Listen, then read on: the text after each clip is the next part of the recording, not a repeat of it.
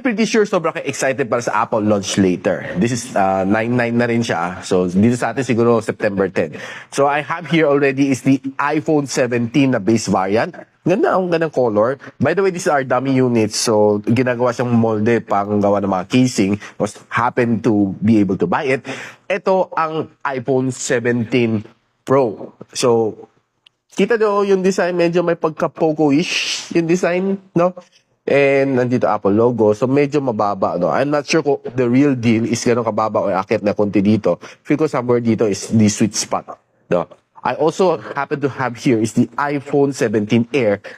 Honestly, yes, it's one of the thinnest Apple phones ever, no? Probably dating back to iPhone 6 siguro, manipis back then, pero pakapal. Pero ito siguro, since then, iPhone 17 Air, one of the thinnest so far, And ito,